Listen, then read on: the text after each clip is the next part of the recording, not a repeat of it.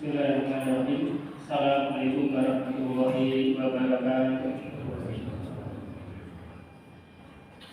Alhamdulillah alladzi bi nikmatihi tatimmus shalihat. Allahumma shalli wa sallim wa barik wa an'im ala nabiyyina Muhammadin sallallahu alaihi wasallam. Faqala Allah Ta'ala ya ayyuhalladzina amanu taqullaha haqqa tuqatih wa la tamutunna illa wa antum muslimun. Amma ba'du. Jamaah rahimakumullah, pada kesempatan malam hari ini saya akan menyampaikan satu buah hadis dari sahabat Abu Hurairah radhiyallahu anhu. Hadisnya cukup panjang. Ini mengisahkan tentang sejarah adanya zikir setelah sholat. Dikisahkan di sini, anna fuqara al-muslimina atau Rasulullah sallallahu alaihi wasallam kata, sekelompok orang yang fakir dari kalangan sahabat, mereka menghadap kepada Rasulullah sallallahu alaihi wasallam. Kemudian mereka berkata, qad zahaba ahlud dusur bid darajatil ula wan na'imil muqim. Ya Rasulullah, orang-orang kaya di antara teman-teman kita sudah mendapat derajat yang tinggi dan kenikmatan yang abadi. Rasulullah ketika mendapat pernyataan seperti ini, beliau tampaknya kurang begitu paham. Maka beliau bertanya, "Wa madza?" Apa maksudnya? Maka orang-orang yang fakir ini mengatakan, "Yusalluna kama nusalli." Mereka orang yang kaya sholat, menjalankan sholat sebagaimana kami juga sholat. Wa yasumuna kama nasumu. Mereka juga siap sebagaimana kami siap. Wa yatasaddaquna wa la natasaddaq. Tetapi giliran mereka sedekah, kami yang tidak bisa sedekah. Wa yu'tikuna wa la nu'tik. Giliran mereka memerdekakan budak, maka kami pun juga tidak bisa memerdekakan budak. Karena ini ibadah yang butuh harta. Kemudian faqala Rasulullah sallallahu alaihi wasallam. Rasul begitu mendengar pernyataan ini, langsung beliau memberikan solusi. Karena ternyata ini orang-orang fakir mengeluhkan kondisi saudaranya yang kaya sama sekali bukan karena hartanya, tetapi karena merasa ketinggalan ibadahnya. Faqala Rasulullah sallallahu alaihi wasallam. Maka Rasul kemudian mengatakan, afala u'allimukum syai'an tudrikuna bihi man sabaqakum wa tasbiquna man ba'dakum wa la yakun ahadun afdalu minkum illa man sana'a mithla ma sana'tum. Maukah kamu aku ajari satu amalan yang kalau kamu mengamalkan amalan ini, kalian akan bisa mengejar orang-orang sebelum kalian, dan kalian pun juga akan mendahului orang-orang setelah kalian, dan tidak ada satupun yang lebih mulia daripada kalian kecuali orang yang juga beramal seperti amal kalian ini. Qalu bala ya Rasulullah. Maka orang-orang kafir ini mengatakan, mau ya Rasulullah. Maka kemudian Rasul memberikan satu amalan yang amalan ini bisa mengejar ketinggalan para sahabat yang fakir, bisa kejar ketinggalan amal oleh orang-orang kaya yang mereka bisa sedekah, bisa memerdekakan budak, dan bisa melakukan amal-amal yang sifatnya harta. Maka Rasul mengatakan, tusabbihuna wa tukabbiruna wa tuhamiduna dubura kulli sholatin salasan wa salasina mar. Kalian bertasbih 33 kali, bertakbir 33 kali, dan bertahmid 33 kali setiap selesai sholat wajib.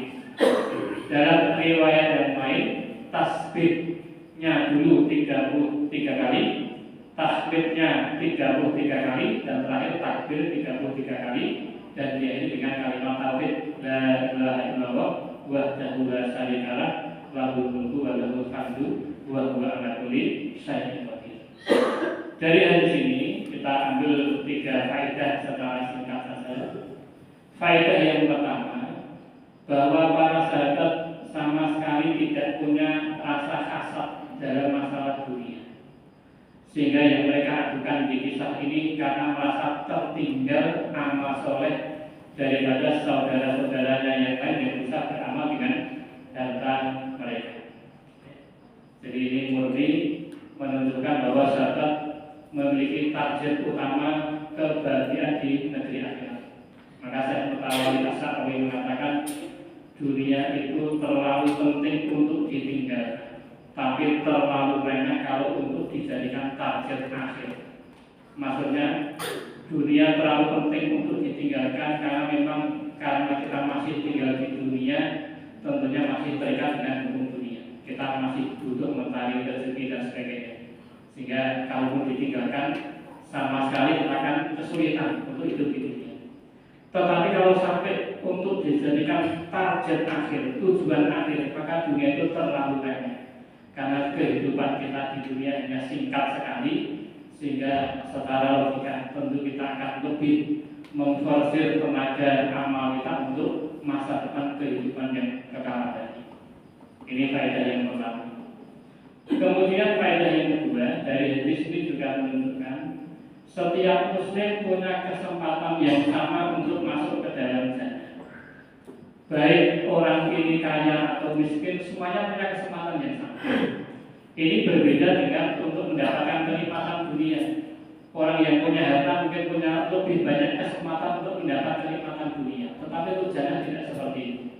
Maka ini dibuktikan, walaupun orang fakir di hadis ini merasa ketinggalan amal soleh, ternyata solusi dari Rasul beliau memberikan alternatif amal soleh yang tidak memerlukan.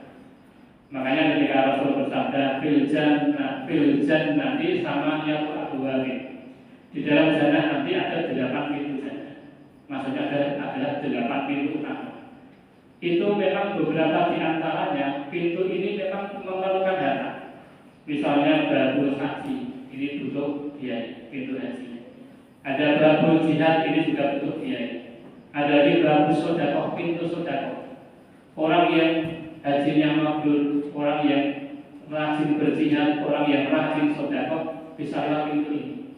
Tetapi mungkin pintu ini hanya bisa dimiliki, didapatkan orang yang punya kelebihan harta dari Allah.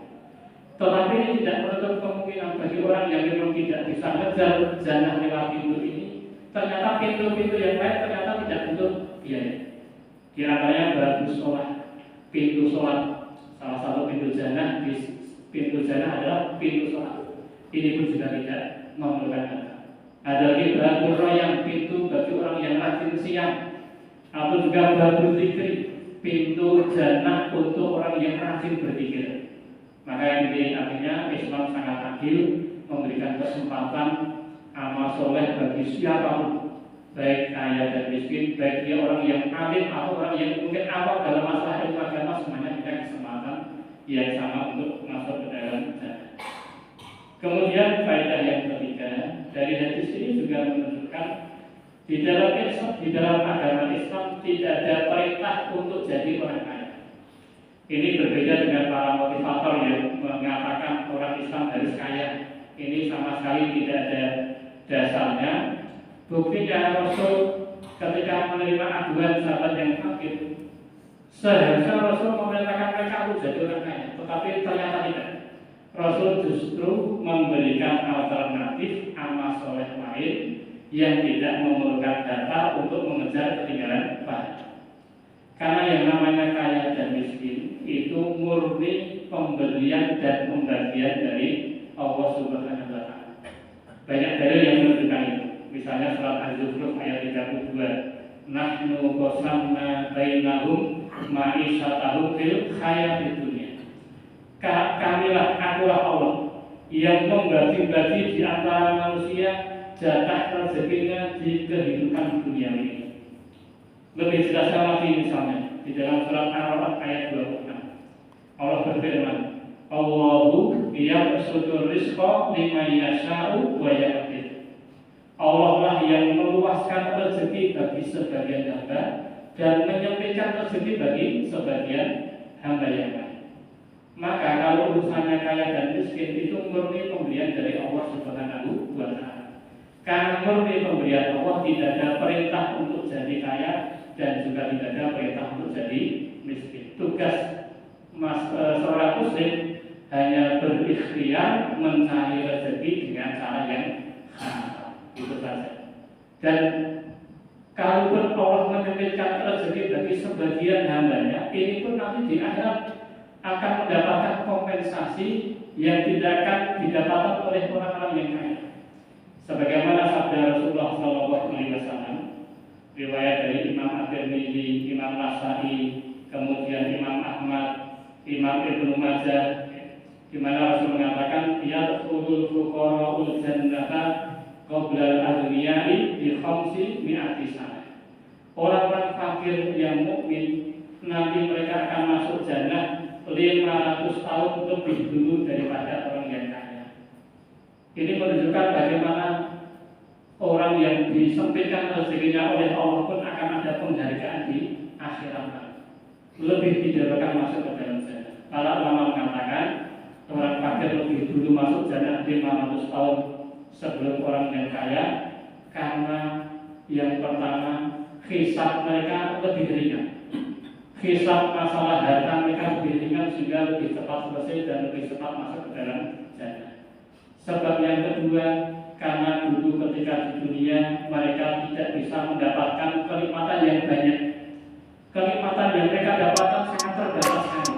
Maka sebagai bentuk penghargaan Allah kepada orang fakir, I wake up every minute with the fever dreams. I push my mind to a limit where it needs to be. I work blind, got vision I don't need to see. I'm picking mind over matter, I believe in me. I need to find more hours in the day to breathe. Need to find more power in the way I be. And when my mind turns sour with the painful scenes, I need to scream out loud, I can't stop me. I wanna be the greatest like Rocky. You know I leave them all hating like a hobby.